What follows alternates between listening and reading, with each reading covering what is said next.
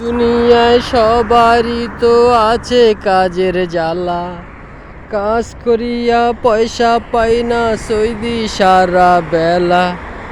সেই কারণে বাংলাদেশি 2-3 বছর করিয়া যায় যে আবার চলিয়া।